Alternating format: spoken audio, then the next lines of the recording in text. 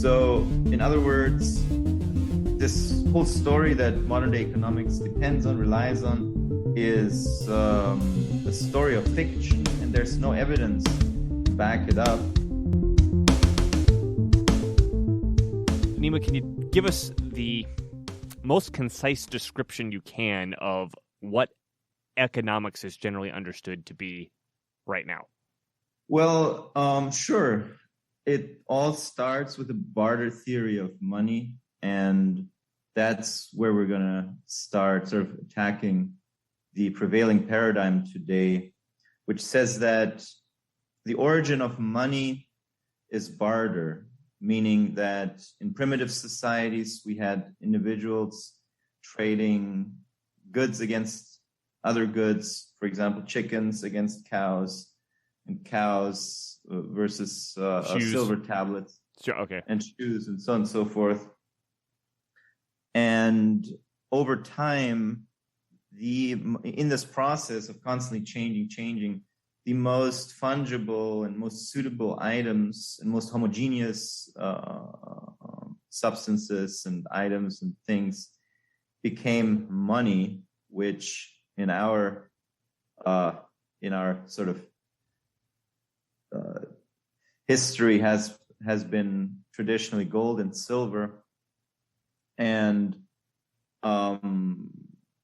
then after gold and silver became money, the government got involved, started stealing it. Yeah. Started taking the money and then not giving it back for the paper notes that they'd created. That's sort of the prevailing origin story of money in mainstream economics, neoclassical economics, also more heterogeneous economic schools such as Austrian economics lean heavily on this barter theory of money. And then just to expound on that a little bit more, in the present day, we're still living with that theory in the sense that, you know, the private sector has all this money, and then the government has to come along and take some of it in order to spend on the wasteful things that the government likes to spend itself on, right? Correct, yeah. Correct. Basically, almost all the misconceptions that we're going to be discussing today here they go back to this barter theory of money. And Go ahead. And also, there's a nice little chapter or nice little segment in David Graeber's Debt, the First 5,000 Years, where he tackles this barter myth. So if you want, we can read that right now or at some point whenever we get to. Well, I don't remember what's in it, so you tell me if it's more or less relevant before or after answering this question. And the question being, so we've got this barter theory of money describing where money came from. What's typically the story that we're told about the barter theory of money, and what's the evidence that that story is true? Well, the story is that individuals back in the day, when we had more primitive societies, we're engaged in barter on a large scale, exchanging goods against goods, and then, sorry to interrupt you, it's the something of least wants or something of most wants. So basically, I have a ton of chickens, you have a ton of cows. Cows are valuable to me, chickens are valuable to you, therefore we both benefit from the exchange. Right. And that, correct. If there's only cows and chickens, chickens are easier to trade for multiple reasons than cows, so then the chickens have a better chance of becoming the money over the cows, right? Yeah. Okay. Well, I don't know about chickens because they're... Well, just taking chickens and cows. Pretty annoying little creature. No, yeah, they keep dying. Sorry. Yeah. I keep losing chickens in my house. But let's just read what Graeber writes here. He says, he goes into the literature that we're all kind of taught at one point or another in school. And he quotes from a couple of writers. So he quotes from one here. In a complex society with many goods, barter exchanges involve an intolerable amount of effort. Imagine trying to find people who offer for sale all the things you buy in a typical trip to the grocers and who are willing to accept goods that you have to offer in exchange for their goods. Some agreed upon medium of exchange or means of payment neatly eliminates the double coincidence of wants problem. That was term I was looking for. Yeah. So now, this was a quote from the book that he's writing. So now we go back to Graeber himself. It's important to emphasize that this is not presented as something that actually happened, but as a purely imaginary exercise. To see that society benefits from a medium of exchange, writes Beck, Fisher and Dornbuch, Economics 2005. Imagine a barter economy. Imagine the difficulty you would have today, write Maunder, Myers, Wall, and Miller, Economics Explained, 1991. If you had to exchange your labor directly for the fruits of someone else's labor. Imagine, write Parkin and King, Economics 1995.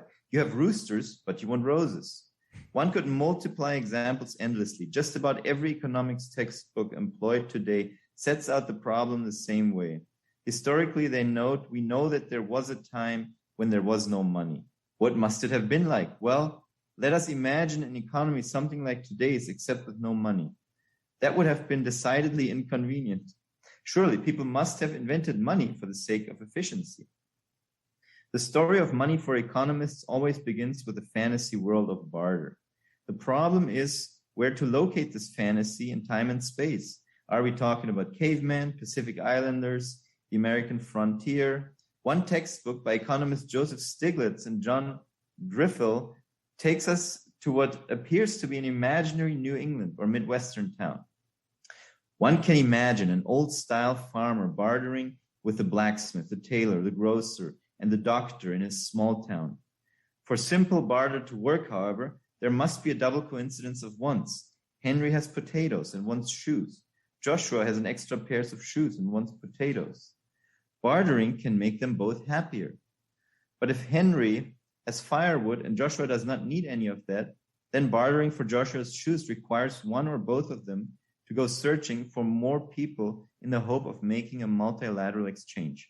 Money provides a way to make multilateral exchange much simpler. Henry sells his firewood to someone else for money and uses the money to buy Joshua's shoes. Again, this is just a make-believe land, much like the present, except with money somehow plucked away. As a result, it makes no sense. Who in their right mind would set up a grocery in such a place? And how would they get supplies? But let's leave that aside. There's a simple reason why everyone who writes an economics textbook feels they have to tell us the same story. For economists, it is in a very real sense the most important story ever told. It was by telling it in the significant year of 1776 that Adam Smith, professor of moral philosophy at the University of Glasgow, effectively brought the discipline of economics into being. So, in other words, this whole story that modern day economics depends on, relies on, is a story of fiction, and there's no evidence to back it up. And there's lots of evidence to back up. And let me be contrarian there for you, because I'm the first time I heard this, I was very contrarian, and I believe you were too. Is that first and foremost, are you suggesting that barter doesn't and never has existed? No, I'm sure that barter occurs from time to time. It occurs in our economy today. It occurs in monetary economies, ironically, where everything is based on money, but people happen to have this double coincidence of wants, and maybe they're friendly, they know each other, it's convenient, you might. And I asked that question because I have gotten that question myself a few times, and I think it's important for us to point out, we're not saying that barter doesn't exist. What we're saying is that A, barter isn't the basis of an economy, and B, that barter we're getting into more details about this, but B, that barter isn't what led to money. Correct. Right. So you were about to get into the credit theory of money? Well, yeah. So the competing theory is the so-called credit theory of money, which basically in a nutshell, it says that, let's say we have John and Henry in some economy again, and John or Henry is a shoemaker and he sells shoes, and he makes shoes, gives them to John, and John in return gives Henry an IOU that says, I owe you something like these shoes. In the value of these shoes. Yeah. I owe you something, or in the value of these shoes, or I owe the holder of this IOU something like these shoes. And now Henry could take that IOU and purchase things from somebody else, and then they would be able to redeem it. Assuming people knew that, which name was it, John? That Henry. John's, who? Well, Henry was the... Who issued the note? Oh, well, sorry. Henry was the guy who sold the shoes. And then who wrote the IOU? John? John, yeah. John. So that's also assuming within the community, people knew that John was trustworthy. Correct. And was willing to settle his debts. There's a lot of challenges with this, and that's why if John was the king, the story would be very different, of course, right? Everyone knows the king has a huge army at his disposal, is very wealthy, very influential, very important. And so if the note was issued by the king, then people will trust people will trust the note much more readily, much more easily than if it was just some private individual. Well, and of course, the king has a secret technique up his sleeve that forces you to trust it. Which I don't know if you wanted to get in that right now, if you were getting to it soon. The secret technique is that taxation. Taxation, right? Yeah. Right. Yeah. So this is the origin story, basically, of the credit theory of money, or the state theory of money, which is sort of an extension of the credit theory of money, which says that any state spends money issues money by spending it into existence. So let's say, for example, I am a conqueror, I have an army, and I want to take over some land, and I issue a new currency called Nima bucks to pay all my soldiers with. And the soldiers are going to be thinking, well, what do I need this for? What's this crap? Yeah. This is not worth anything. But then if I tell them, well, I will impose a tax on the conquered population of whatever, 10 Nima bucks per week per person, then that changes the game. Right now, my people, my soldiers, my generals, whatever, they know that once we take over the territory, these notes will be sought out, these tokens will be sought after, because the individuals in the territory needed to pay taxes to me. So taxes are just a tool to give the money value after I've spent it into circulation. So if that's true, why did we used to have gold and silver money? Well, why did we use Why did we? It? Yeah, we had gold and silver money, but even when we had gold and silver money, by the way, it was mostly the gold coins had value because they had the state seals minted on them or stamped on them, and they were good in retiring tax liabilities once again. So, and also, by the way, I believe that's according to David Graeber's book as well. These coins with the state seal on them circulated far above their metal content value. So the metal in and of itself was not necessarily what gave these tokens the value that they had. Rather, once again, the fact that they could be used to pay taxes. Gold and silver were pretty good materials, were pretty good technology, I guess you could say, at the time, to record these things, because you do need to have some mechanism or some way to make sure that it can't be easily counterfeited, and that there's not too much of them, and that it's not easy to falsify. Today we have digital technologies and all kinds of things that make it much easier for us to conduct these kinds of things, to have these kinds of money systems without having gold and silver necessarily behind it. Well, and then, another thing to add to that is, I didn't realize this until I read David Graeber's book, is that our knowledge of money, relying on written resources, dates back earliest to Sumeria, 3000 BC. Likely it went before then, but that's the earliest written records that we have. And then we don't see gold and silver coinage appear until about 800 BC. So in terms of the written records that are available to us, we've got over 2,000 years of non-gold and silver money, credit money specifically. I don't know if we'll have time to go into it here, but David Graeber in the book goes over clearly why the money was credit money at the time. And then even after, there was kind of two rounds in history, again, that we know of, where we see gold and silver money. The first one was from about 800 BC to 600 AD, and this is worldwide. The axial age. The axial age. This is worldwide minus the Americas, because we don't really know what was going on there back then.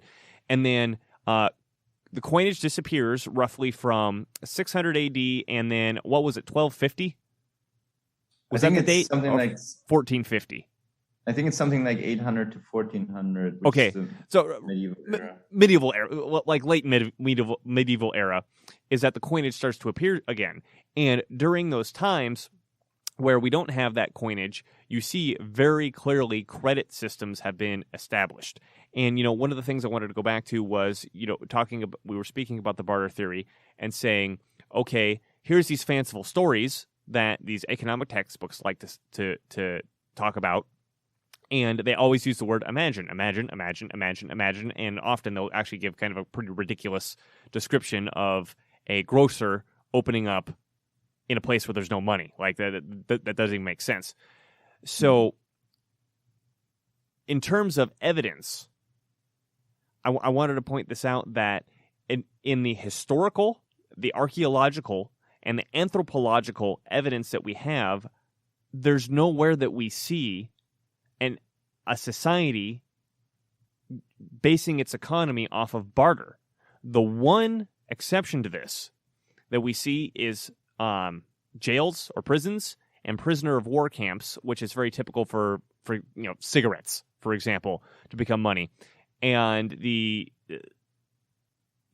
that's the only example that we could find, I think it's pretty easy to just explain it by saying, look, these are people who grew up in money systems, and then they found themselves in a situation where they didn't have access to money, so they turned something into money because they grew up with that.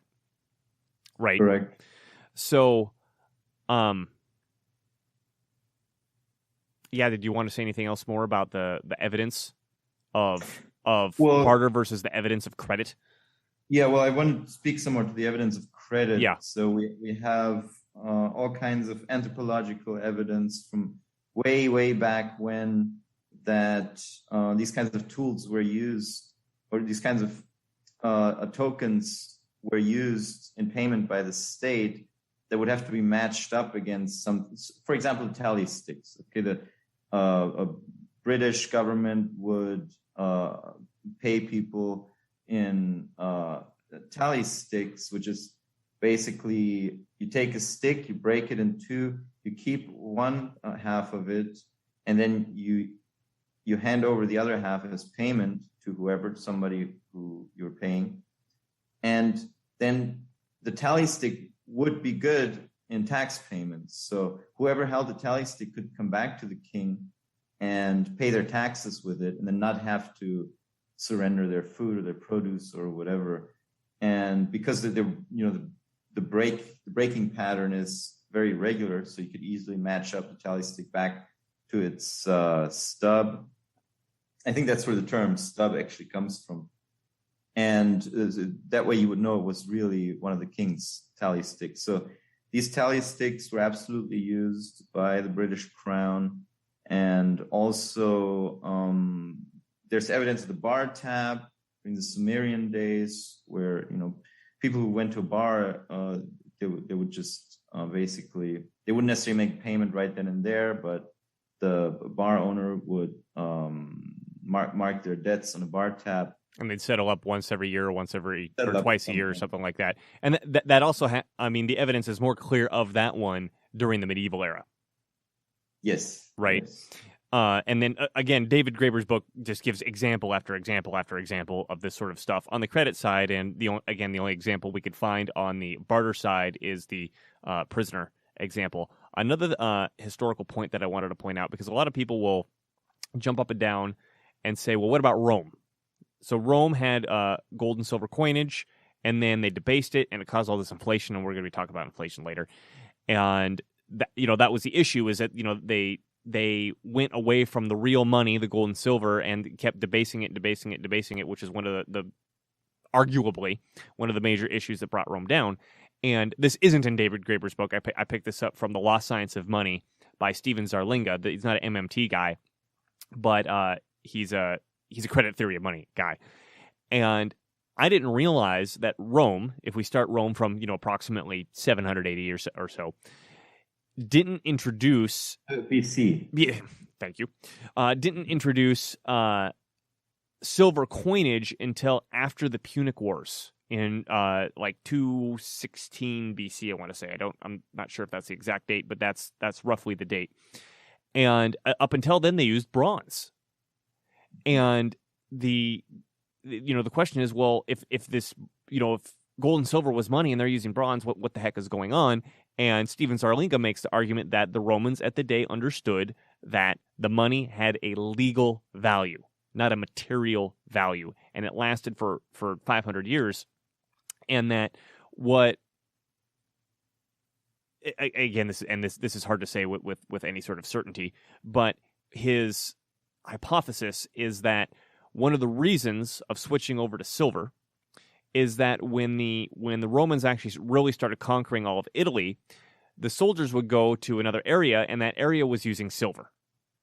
And so in order to pay the soldiers to spend money in that other area of Italy, they give them these silver coins. However, what's very interesting is that the silver coins they gave to the soldiers to spend abroad had no unit mark on it. There wasn't a 1 or a 10 or anything else on it. And they for the silver coins that they started minting at home, it did have that mark on it. So the ones at home still had the legal value, but they knew once they left Rome, they didn't have legal value anymore, just like, dollars don't have legal value outside of the United States, although the United States is a bad example because everybody seems to want dollars over the whole world. Let's say Bulgarian money doesn't have any value outside of Bulgaria, for example, right? Nobody's going to accept Bulgarian money in the United States. The point I wanted to make is that there's a legal value to this money, to all money, and by really analyzing down at what's going on in the Roman situation on the front end, not just on the back end. We can talk about the back end later, but on the front end, they started with very obviously legal money with bronze, and even when they originally switched to silver, they had two versions of it. One was clearly legal because they had a number on it designating, this is worth one.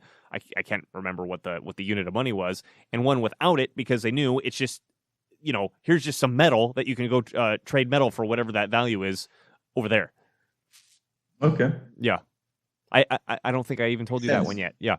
No, it's a new one. But yeah, I found that fascinating as well, that that's really a strong argument for the credit theory of money.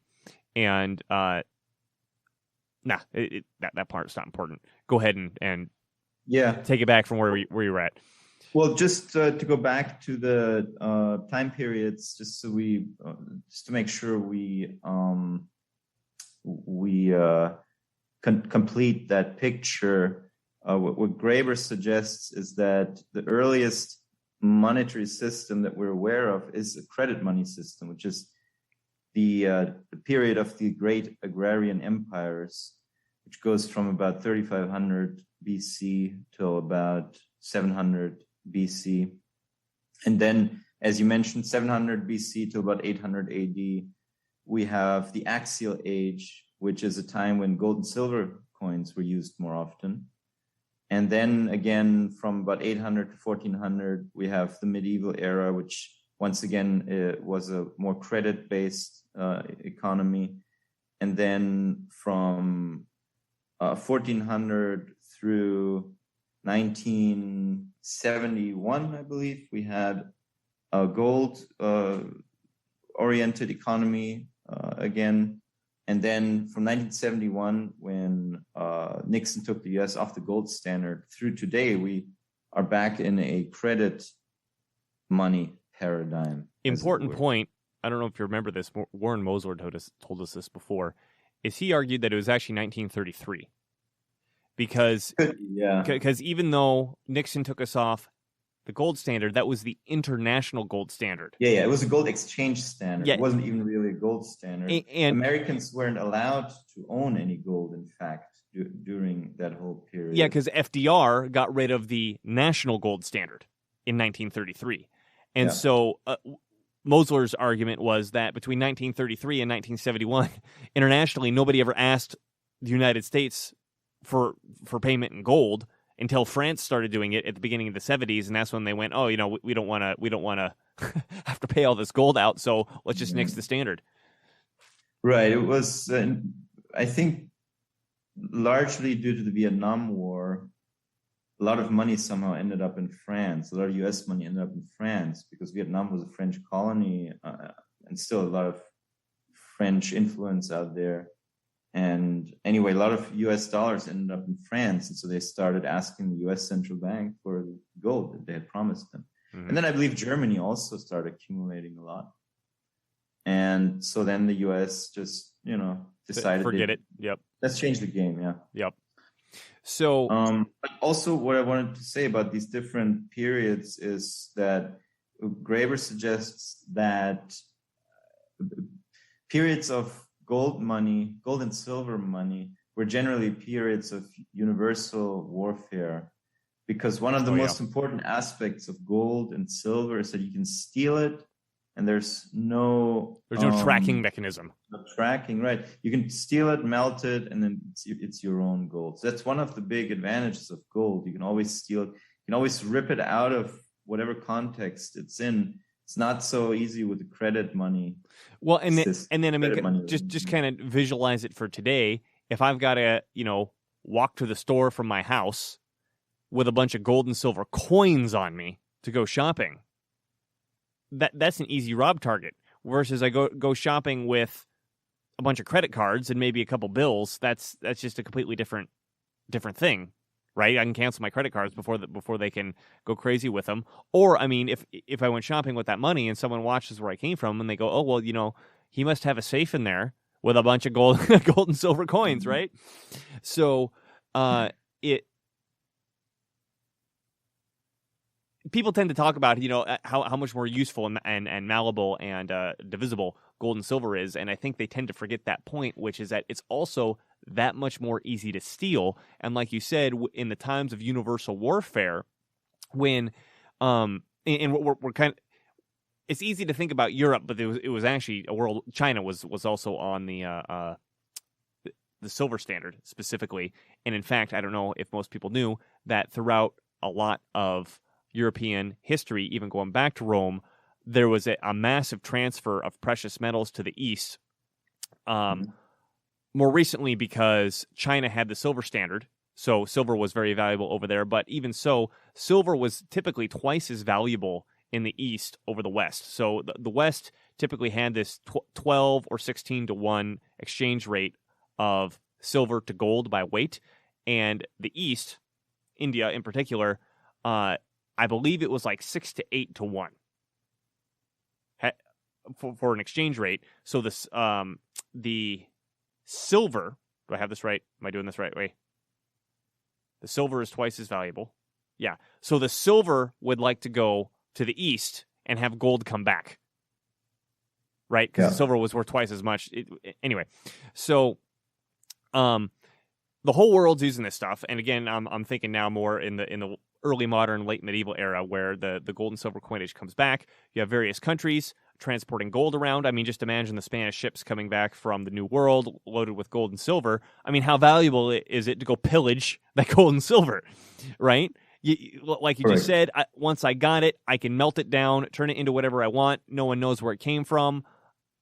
And I mean, if it was dollars on paper, you would go, where all these dollars come? Where all these dollars come from, right? When you steal dollars, you run the risk of them being tracked, because if they're all sequential or whatever, there's ways for the government to track those kinds of right. thefts. And as you mentioned before, that's always what they say in the movies. I want unsequential 20s and 50s. Right. If everybody who's watching this now or recording could like, share, and subscribe it helps us out a lot. Yeah.